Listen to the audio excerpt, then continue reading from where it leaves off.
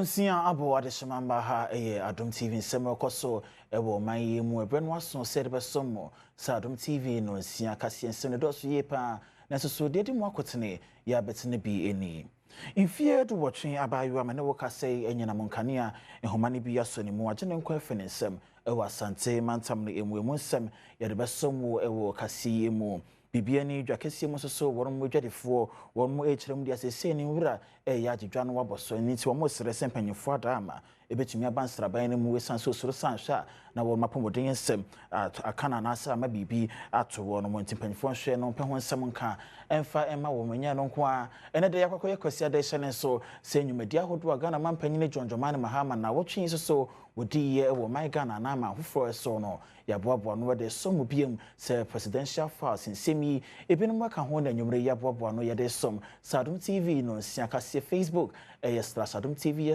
DSTV Go TV okon my nsemi etwegum live wo ho hyene so www.adomonline.com ko honom ensempa ya twere go honom podcast ho honom a obenya bi etie nsi honom a WhatsApp Adom TV channel esaso so ya Adom News channel for the honom said the be de koso bia na betumi e de asomo ewo homedin e de okatachi eje iskapa ye ntwen ho ne embra ye ba ensane said the sifetie no meshase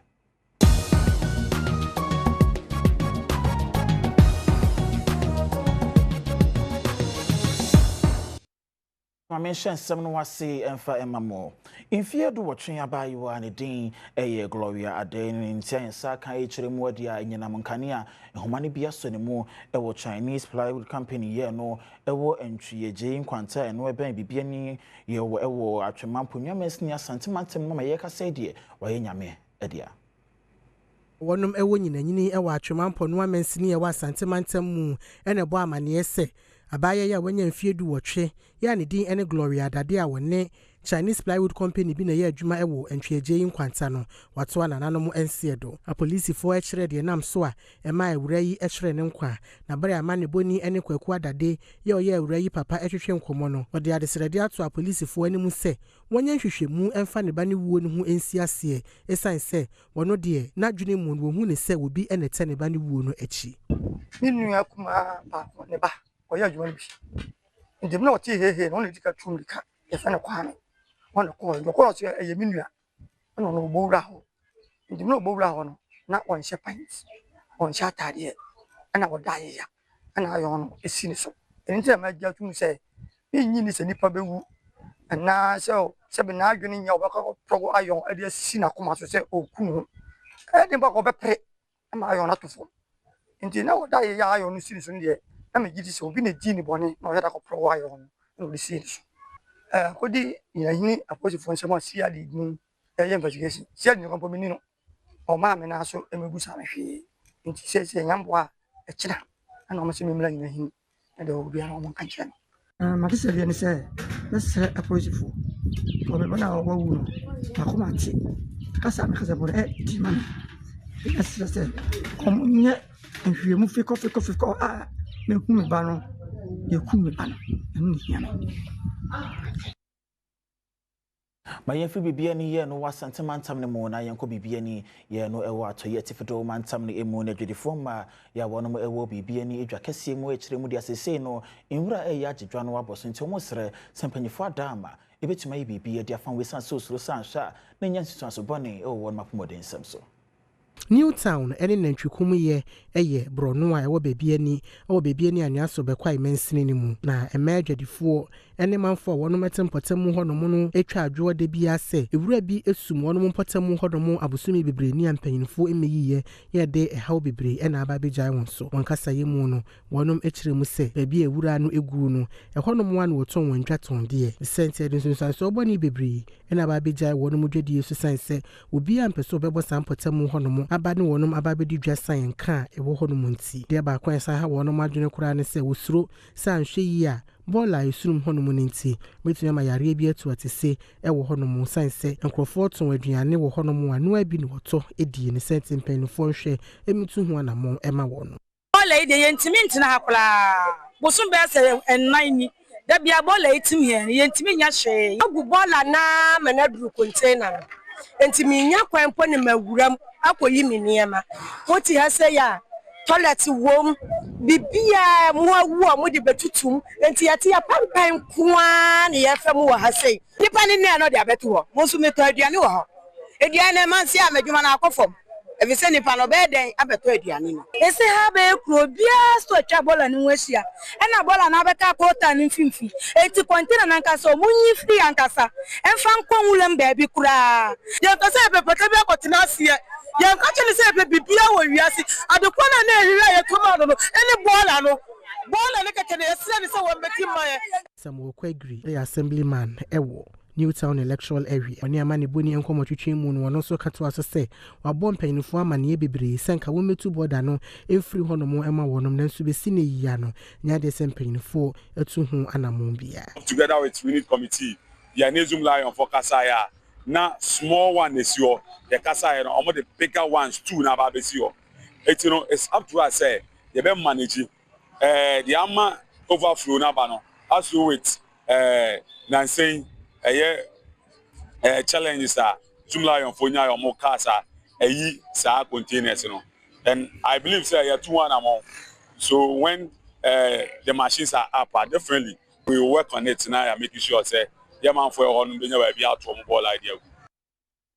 Eguso aye wo bibie ni anwea so bekwaye na kro ba kwa honomo enzema enkwanta sa kro ekopie mu a nipadodo na akwa adwuma na wono mu amane befi honomo ba kire mu adi adan bebura duase wo sa kro ni mu no mita ba kope na ma wono mu nyina enkane ntade hyesre sempanyefo betumi abo wono mu sraban mu mita si wondom wono mu bi na posi so won fa bi nsisi wono ma wono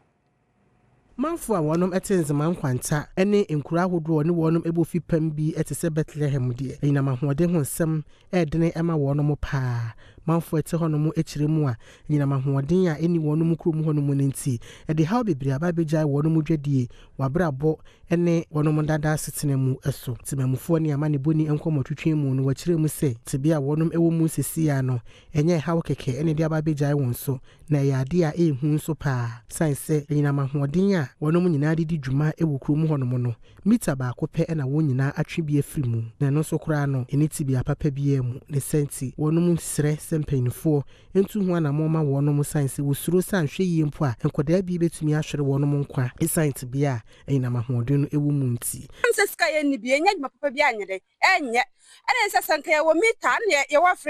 wa fridge a kani tambia no pia watakwa ton ayeto so boro ton ayeto bibia ni ho a be hye fridge ma beton ayede ye nto enti asra ban so moa ye wo meters no ho na nso ya na ye twetwa ndua de asisi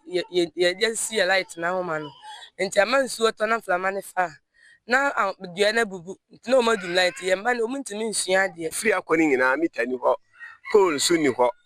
kebe kwansi ni ba ko a eto aso kɔ kuro na kini nyina no o mu nyina de mpampuru na nnua nketenkete saa na sebi o mu ye de o mu twa light de kwa em sɛ anya latisifo no ama suppose ampa ahoma papa anya amaye no obi asɔle a no so pɛ so bedasu nti onya ahoma bi kura no a sɛ na ɔde akɔso obi die mu na ɔso nti sɛ woka sɛ ahoma no mo nya papa meti wase ahoma mo de nye Samuel Abugri assemblyman ono so da na di se enfie bebreni ene wayi mpanyinfo asotire sanka wo metu sɛ nyina mahodin ha wi hu anamo ema wonom nanso enya de se wati bibia afri wonom ho de sentene kasa yemu no wasan de adesrede ato mensini krache ene bibia ni anua so bekwa yemrahye bedwani ene mu se ene manimu yia no wo metu hu anamo ma wonom se de be ya mfa wo yone bia emekrom honom ba yi no kwasem ne me beto problem yi nanso man tantena me shase tu anamo company for media houses me no kase kura me ne me denkrata eko assembly MC me da koma MC me dibia koma MP me dibia ko ECG ho ankasa se na be ya entempanyimfo betu anamo ama electricity poles ene ye meters ense be kan ntem ama abusuafo mu hia bia ya adwuma enkola mu hia bia sua de so atumi asua de se na be ya emputunwuma betu akoso me electric area hase Mayentu ayensem weso na mpanyifo ya wono mu free National Drip Secretariat enche bia wo mo de omani yekire mu ewo Upper East, North East and Etifido mantam na emu kohwe drip mfidie no sedi sifa eti wo mo kire mu de efofo wi so bosome ya wo mo de ye adwuma ewo Tulen Cement ne mo no besi sabre enya de mpanyifo ye sisie April, and it will not wash. Concrete mix this one bucket of water could wash this. Abdullah Idris, Northern Sector Technical Lead, Emma Drep, Fidia, buying Ediaba, what they babeshe, Quanya, Enya, woman senior who do mu. What your 2 men senior catch phone in any muse, Sadri Pum Fidio, no more than so besha sui to say one more casadia. Sign say, yeah, what I ain't buying Ediba, no. And this will be to me at room. The drip machines are falling apart. Here we have the concrete mixers. One of them is almost broken apart. It's new, but it's broken apart. And they say that when they were dropping them from the vehicle that they got spoiled. But one would have expected that they should make efforts to fix it back. But it's still lying there after several months of delivery. And the other one that they have used, the concrete mixer, they didn't clean the concrete mixer after packing it for several months. And the whole place is messed up with concrete and whatever. So this will not let the concrete mixer last if you don't treat it properly. After work, it's supposed to be cleaned nicely. And then the bucket into which the concrete is packed should be washed and then turned upside down so that rainwater cannot collect them. But when we came, it had collected a lot of rainwater. A system has been put in place now that people should realize that the drip machines are not like personal machines where you can hire them out to companies or individuals to do their own thing. They are meant to develop the district roads so that food can come from the hinterland and become cheap in the cities and in the towns. Clifford Atanga, Chief Coordinating Officer, Tulensi Mensinimo. A brand paying for to Sonano, Ebisan in the feel for Risio Busumimu, one of the concrete makes acquire Juma, ya one from Wababi Jesse Honomoba Sasano, what she did in man a sa. So for the cleaning, I've already explained that it is our fault that we use it and did not clean. But as to why we use it, I told you we had an emergency from the town to our district hospital. We had one of our culverts that broke down. So at the point, we didn't have money or common fund or any other source. But then we were able to mobilize our own IGF, locally generated fund, to work on it. Like I said, the day they finish, each time they use, they clean. But the last day, I did not check. The last day they finished, I did not check. Until today, I didn't even know. Omanfo biya na won mo enam akwantuo mu de omani a kire mu ewo nkwanta south na miamia hodo ne nyina no ewo ti mantam ne mu ne wo ka sei won mo kan sensemu anwumre no enam ntokwa bia na amane mo so ewo mpotane emu na bere wani ase de enya de omutumi ko ya na so omutumi bai ba bi omudruye na ehwa na won mo kaye. Esame nteme ho ase ayekoso wo nkwanta kuro ni mu ye nam so ama enipa du baako adesuani a nka wode na adesuani ba wiye ewo nkwanta senior high school eka ho bie ahwere wono mu nkwanti ene nam so a asoye hwe afisam so edi curfew ato manfo no so sebe ya obi hu akwan pass aha no wode befa so na ye science san ya waye wo curfew ni mu nti kwantufo dodo no a ena sesei ehu akohia se obabo won ho adwa e wo brewani ase ekosi se ekwan mu beda ho no mu amwatimi ato a wono makwantu so wani amane boni atwetwe nkomo a wo kire mu se ntontom pa ena eri wono wo baby a wabo won sese no onam sayo so de adesrede ato aban animu se won fan hyehye enwu akwan mu se de be ya menteme ho ase ne basabasayo ya yekoso won kwanta ene nkura atwa ho ahia no obesiesie ni nyina na matemamufuo ato wono mabrabo so se de net ansana sa hawo nyina e hyase biase ni wedu biase me kwanta me na me wu me kwayi na ebedu ha no nkwanta ntokwa ni ntimi yentimi nko agesi atana se ochina nya me bo aso so klo kanza na ewetimi akọ e de market ngiti ya sa na ntontomare yensa esi ekwayi ni esa kofa ya le fofo so so aye ho nti aban na na ese nso magwa ye na ntokwa na ekokọ so na tunja bia me ko atme se na se to ko yi ni monti want that kind of the car the panel then the fatisa okay pata how be anyo ai ya ba fane service aya ni say boy yeah fine say afinje ano kenen dukani ko mo no mo kaso because Ghana ina e no mo idisi sana Mkwala ukuru no mu. Wasa aban de aban tuni na si. Aban de tuni na si no mu ja no mu ye because we ka wan ye ba ko pe ne de ba aha na ye so ye te. Ye sira aban se pa na chawa bi ni omo tuni no mu ye ba wa. Share that. Say. Hey, father. Okay. And then what the money today? Why? More question. Oh, okay. But you can't finish in a power. I went out more. Oh, okay. If you are day train July, but so many than that to do back, I think Pinova do no one name Ghana de Shebashan and Swa, about to a sans work or Subim, Ewo Ablecuma not said a bill mouthful between Yato Abano, no more day yim, Shibi near Diama one man can say, when you Obashan and Swa, may tell me once a man was so, Ewa Baton was sent, I'm so cram how I come sin, or my phone will be each year at the fan, so when internal, can name and Penina be the true Dr. Baumi or Dinstrahe, I could PMO, Ewo baby, I would take her said ye, no who is if I etie.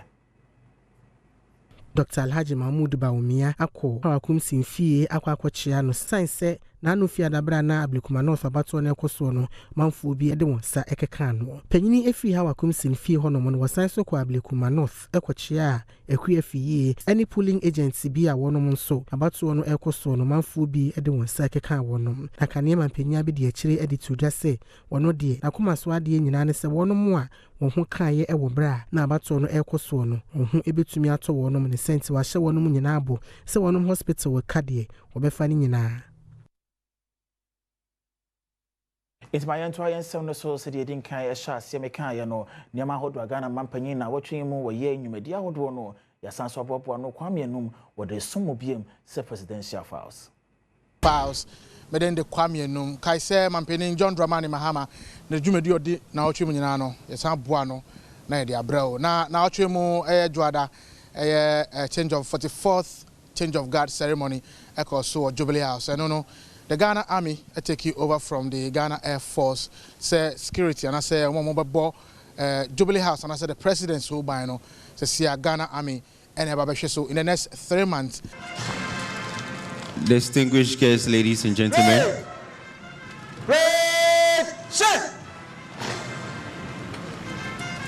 Arriving now.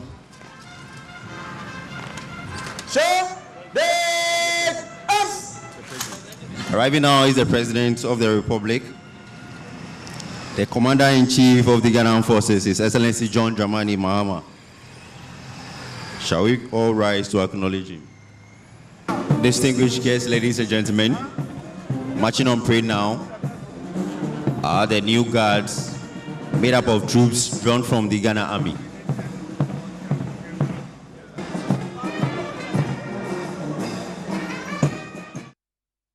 What we are witnessing now, a series of complex foot drills and series of rifle exercises to create spectacle.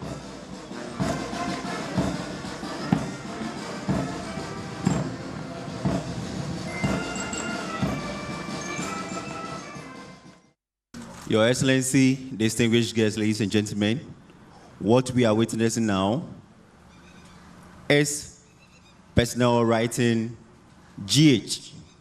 with their rifles. GH, which stands for Ghana, after which they would write RST behind the GH, which is the abbreviated version of reset.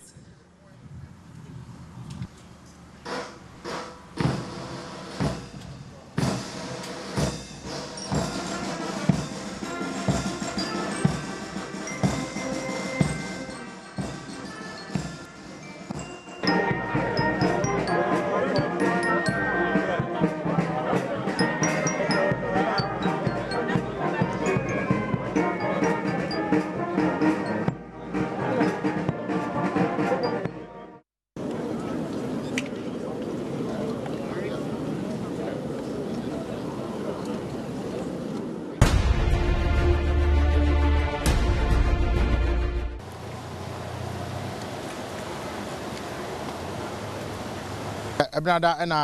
Mampenin John Dramani Mahama launch gold board task force. That task force you share them say illegal mining and I say your friend no galamsey no and I feel illegal gold trading say onya Ghana near who toggle the free small scale miners or no say mrano say untimi nyesa entino sa gold board task force no ye hwe nim say omobe so sa nyama na no afei galamsey so ombe boase na yakon etia galamsey. We didn't have the human resource, we didn't have the capital, we didn't have the technology, and so we had what they call the Gagisbeg system of natural resource exploitation, where foreign companies that had those three ingredients took huge concessions and mined them over decades with very little coming to the state. Now, if we're to create prosperity for our people, then it means that we must take greater control of our natural resources. And it's not only Ghana that is taking greater natural control of its resources. There are examples where countries guard their natural resources. Botswana is an example. You can't export one single diamond out of Botswana without committing a crime. And so Botswana, together with its foreign partners, exports all the diamonds to the international market, and the money comes back to Botswana. This was not the case with our natural resource, gold. And indeed, other resources. We are discovering many other minerals in Ghana. And we believe that Ghanaians must be the first beneficiaries of the natural resource blessing that God has given us. So gold is just one example. We're going to make sure that in other minerals, Ghanaians play a leading role in terms of our mineral exploitation. Integrity and honesty. That's right. Fighting illicit trade and building a golden Ghana. God board task force. Sure to deliver. Ahua. Thank you very much.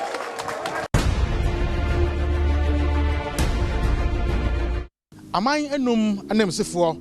edi omokrata be kire Mampanin John Dramani Mahama se na be obetimi agye atum na wa mom ho kwan na omutumi asi omoman anemu Ghana ha. Amai enum yi eye Portugal and Republic of Seychelles, Republic of Venezuela, Republic of Chad and afi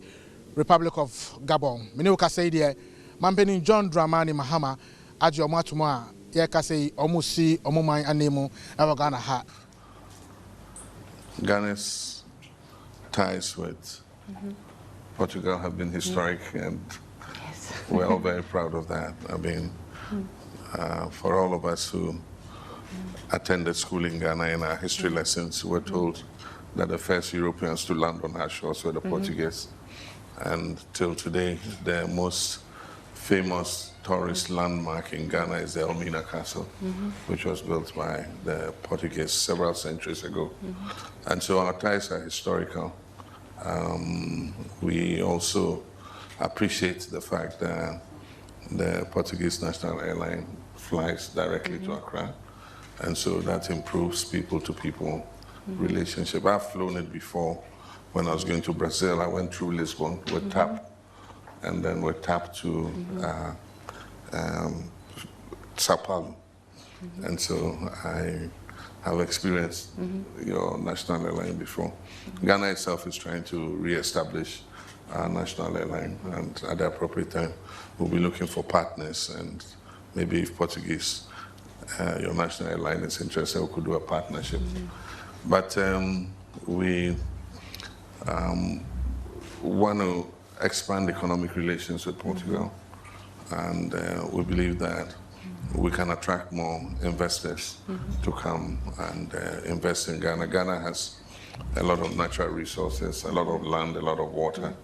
So for agriculture, for agribusiness, for mining, oil and gas, I mean, there's so many opportunities that we have here with a market size of almost 35 million people. In Ghana Institute of Freight Forwarders, ebesra mampeni John Dramani Mahama ewe fikesie mu sanhye mo na se no omodwendwen akwan a omodwedie anase omodwuma omodi no ebetimi di mfaso abre oman Ghana na mampeni John Dramani Mahama eka se sa shipping lines a omo charge illegal administrative charges no e wo se etutwa nsem ne bi okan ye no ye ntie bi. One of the major complaints is about the shipping lines. Everybody is complaining about the shipping lines. We held a meeting not too long ago. I think GRA was there, the different groups, the Minister of Transport and all of them were there. And we cannot understand that, like he said, you charge an administrative charge for processing my container. And so you process my container administratively on a piece of paper. And I bring one container. And then he brings 20 containers. The same paper is the same administrative. Why would you don't do it one paper for every container? The paper just says 20 containers. This one says one container. But the time you spend in administering those containers is the same. So why charge for each one? And the thing is, when I inquired, they don't do that in Lomé. They don't do that in any other port, only in Ghana. And so it really doesn't, make sense. We charged the Minister of Transport to go into it and sit with the shipping lines and look into those administrative charges. And the point is, the law says that fees and levies shall be ratified by Parliament. And so nobody can come and charge any fees within the jurisdiction of Ghana. I think I hit some nail on the head. Because we consulted the Attorney General, and you cannot charge any fee or levy within the territories of Ghana without parliamentary approval. And so that must be rectified as soon as possible. And so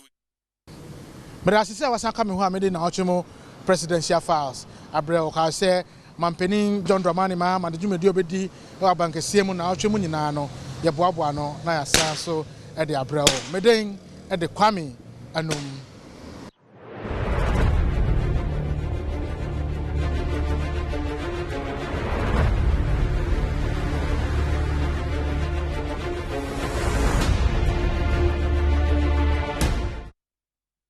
Aminyana sansi miso yenton kreatia wamra yeba sem no dodo na akachiri ye de besomo.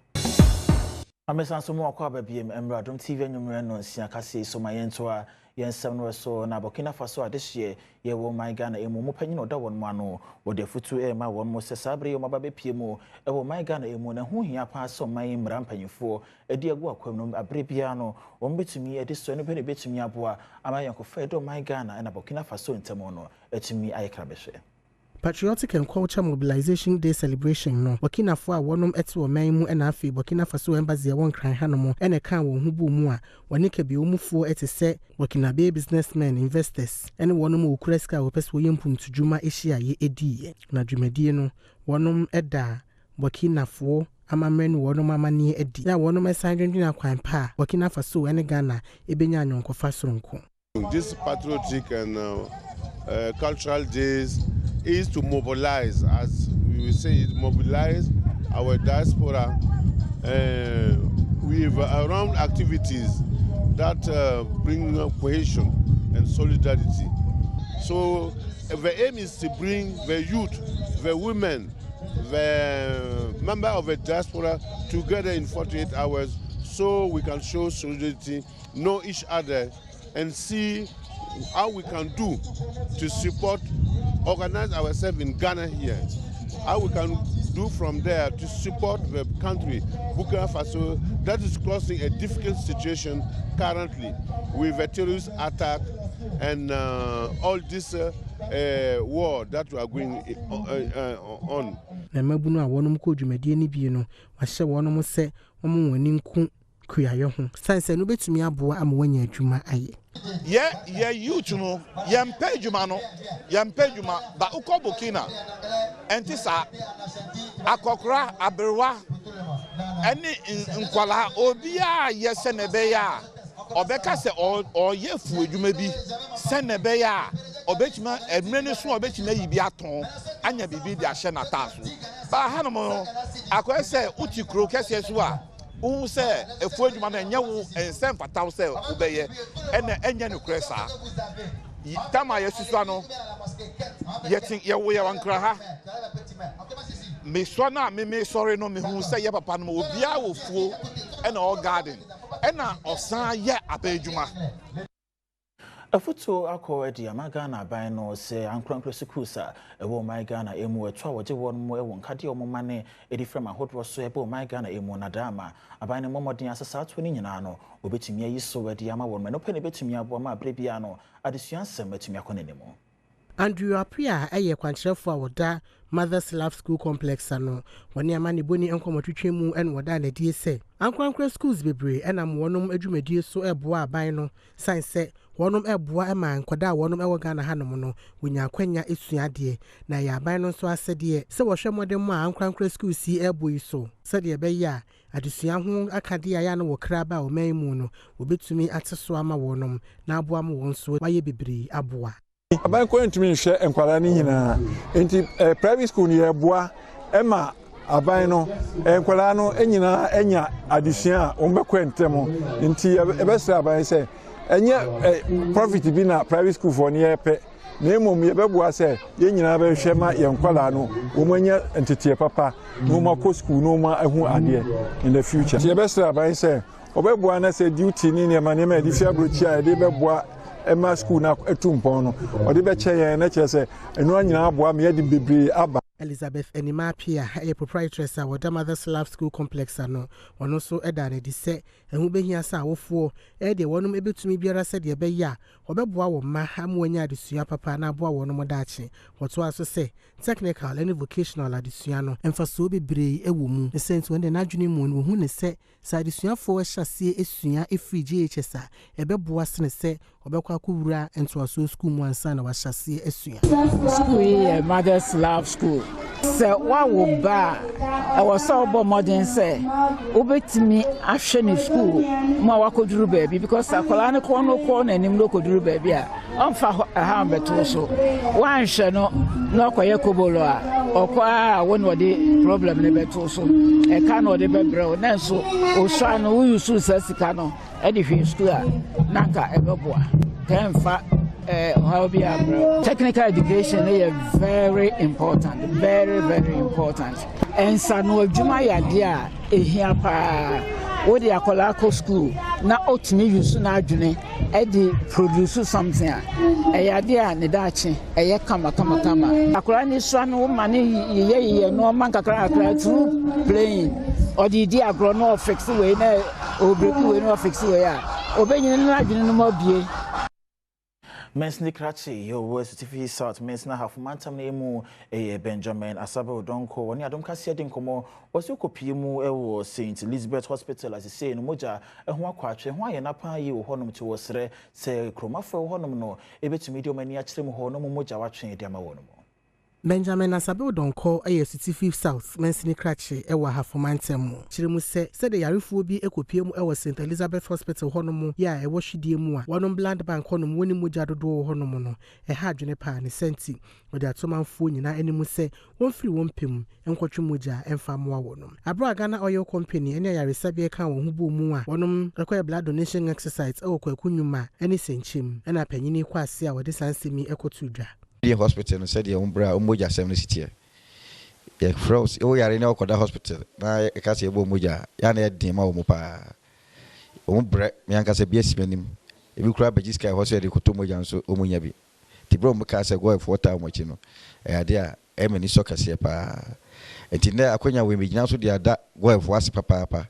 se go e fo do ma ye no aso mani bebre na mi nim se go e fo bit ma ye sa o mai we no o ma nka honko a when we say hankwa no mu no omako wi Ghana ha nyina but me had me this is idea me say go for say omako a omusamra biom no beto aso enyema me do mas Felix Gajatu eye laboratory scientist e was St. Elizabeth Fire Sabia honomo ne kasa ye mu no no su kire mu say adeɛ baako ha wɔn mo adwene wɔ ayaresabea hɔ no mo ɛyɛ mogya dodo a ɛba sɛsɛ wɔde ma ayarefoɔ sɛbea ho bɛtɔ wɔn mo a wɔnie ne sɛnti na ɛho ahia sɛ wɔne golfoɔ ka wɔn ho bɔ mu edi sɛ adwuma yi. Your blood issue was St. Elizabeth Hospital. A idea a higher power because there are times I over blood bank home only to realize one over 6 units, 5 units, like a hospital like St. Elizabeth Hospital, and the blood and some the idea here, and at least your status need here. Not less than 20 units in the bank, but it will go from to 6 units. And idea a baby and it's sad Juma way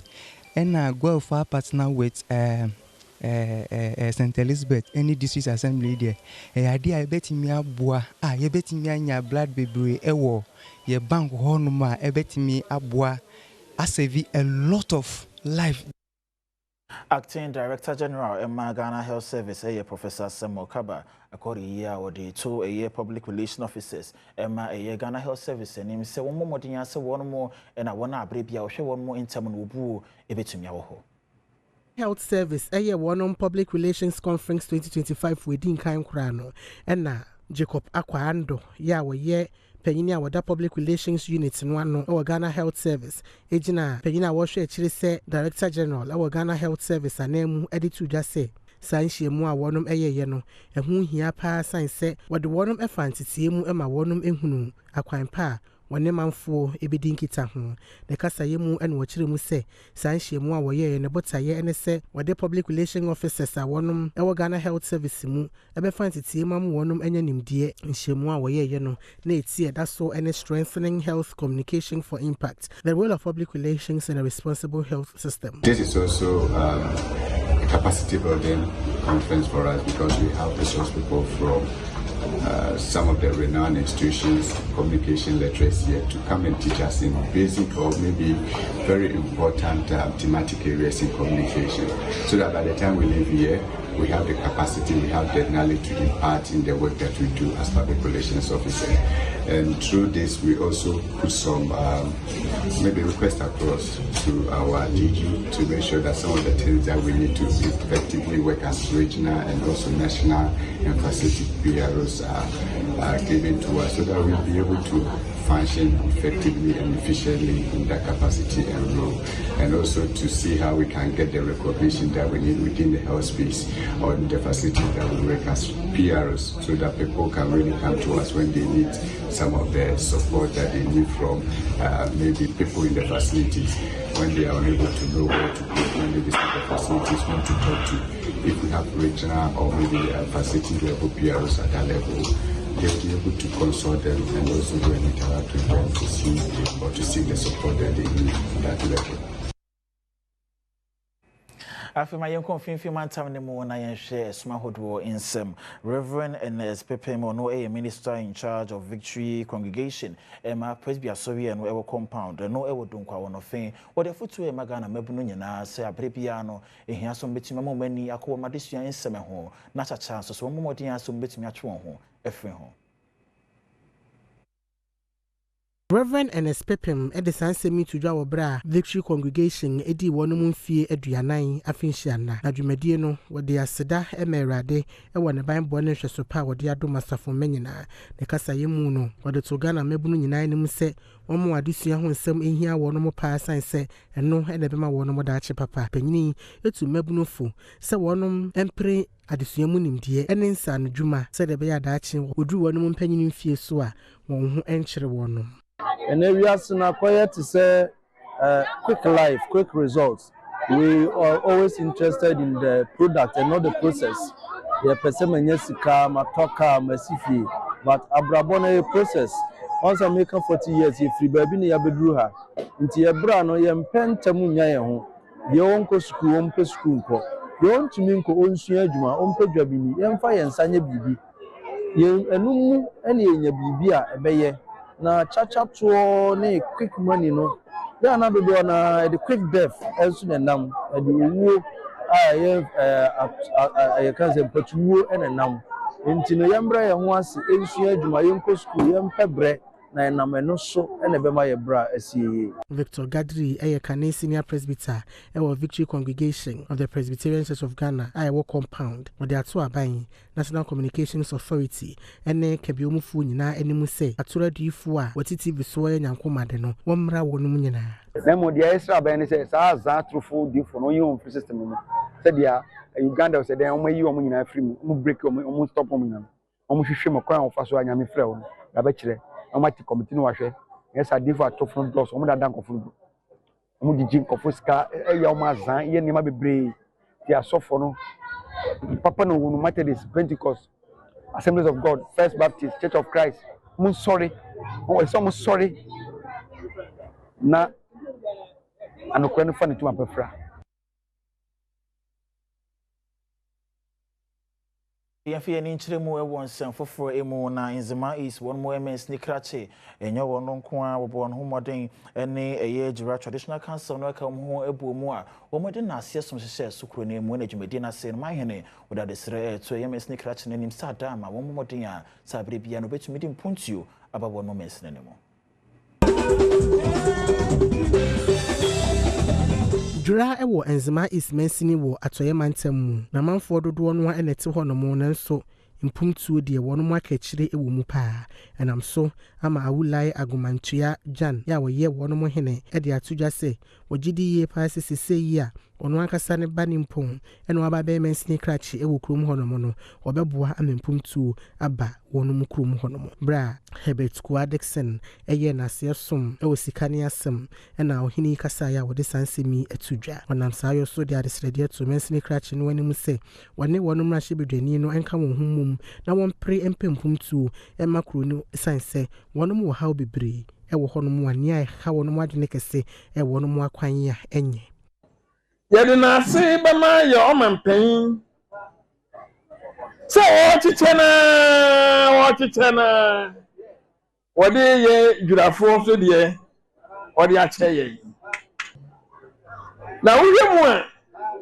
aban wɔne deɛ nti a wɔde wo aba sɛ bɛhwɛ Nzema yi si aban nim sɛ wɔankasa baabi a wofiri adwura baabi a yɛte sisi yɛ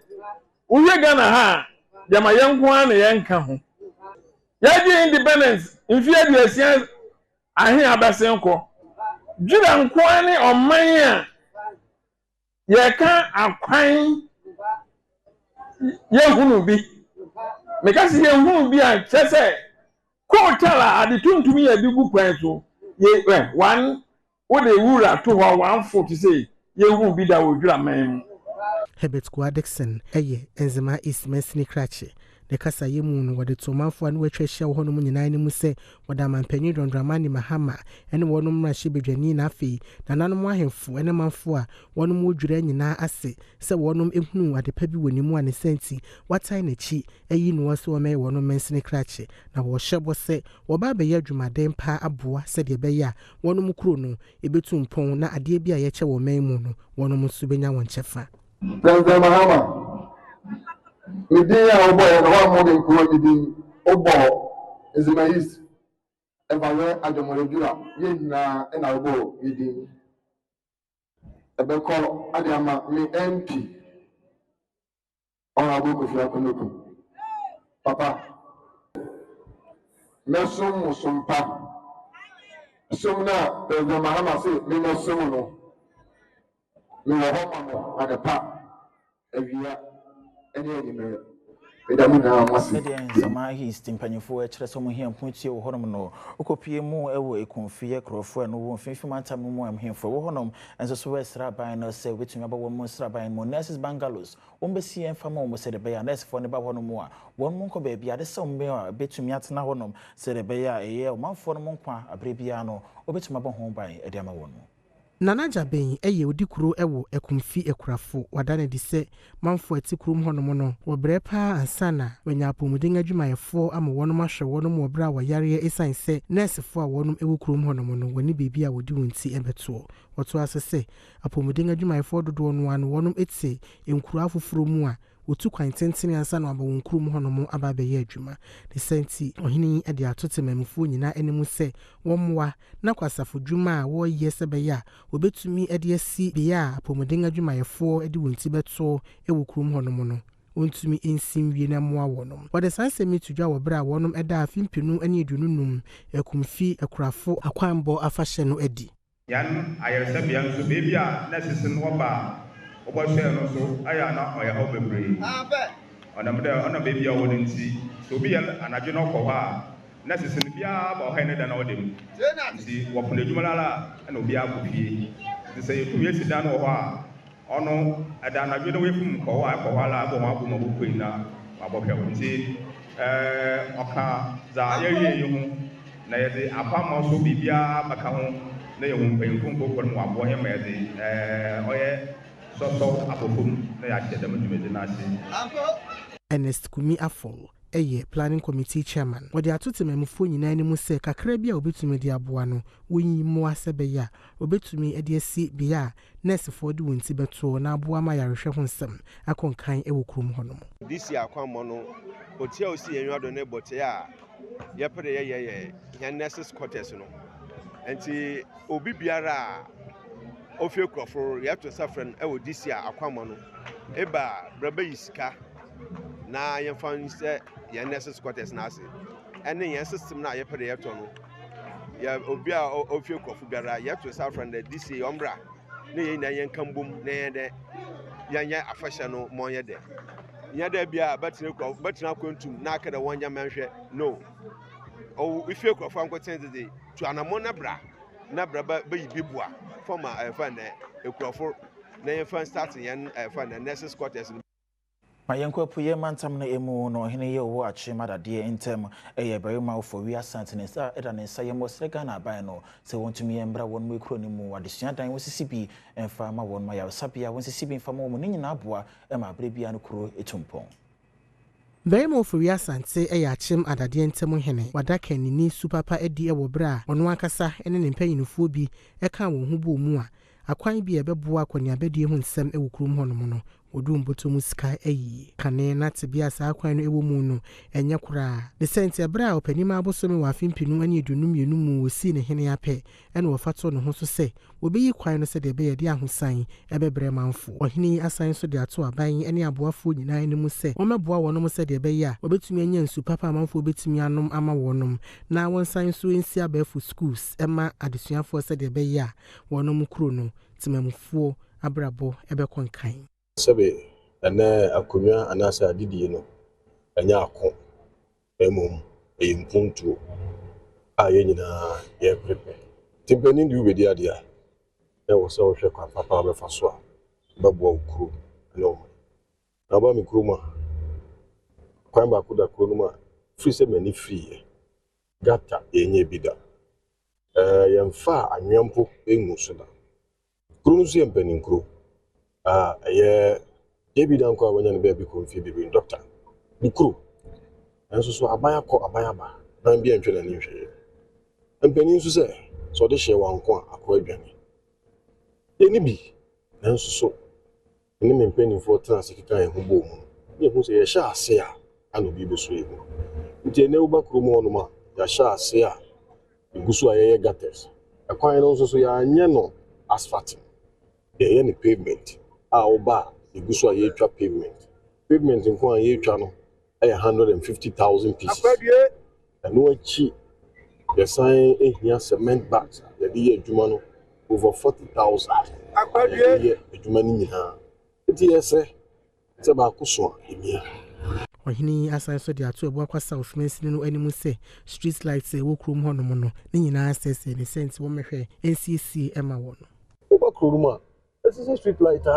kusi nanso so cable da form e de kwanu ma contractor bia obetwa mu otwa cable mu ne ade sa na kro no isuma duruye ya tu ho na mom bia yesra bai so mehwe no meboaye asa na ma itumi ba asa enya adwuma ba akomienu bi okro no mu a tumi aboaye amemebunu a wo kro no mu a oni adwuma ye ne nubone nom ene brabone ahyomma no na ye betumi e de o ma hyem ama o majai yes sir sabai emeso yimu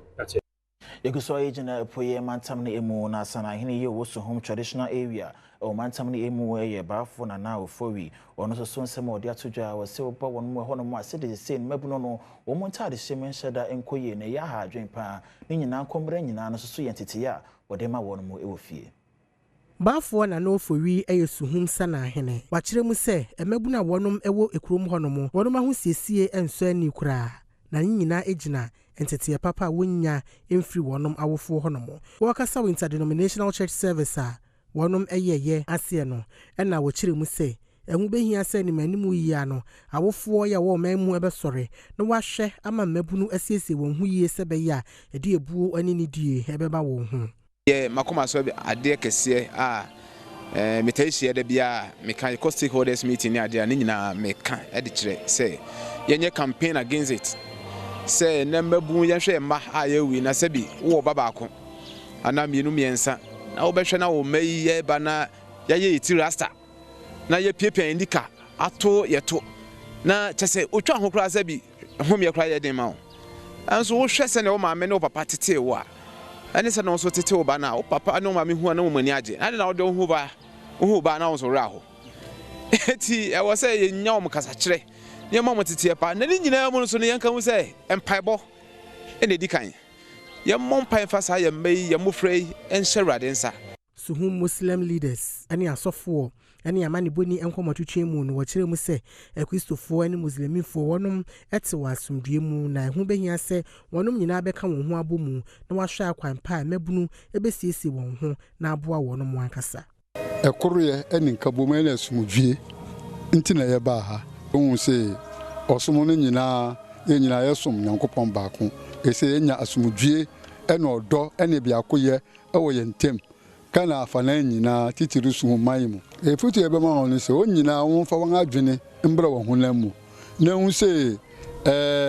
asumdua setena eni ntina nyankopon ba boye mba wiase ye nyina yete ye ho ase a man ye mpaipa mu eze ye nintokwa bi ye ni basabasa bi ye nyina ye den eye baako nti kire yen se wiase na ye timu no unu wiase no ba ye den ono besre umno obede obemuna enti na ya no pai no akire me say it's something historical I read in fida because we are Muslim by that my head on kwa Christopher I saw them that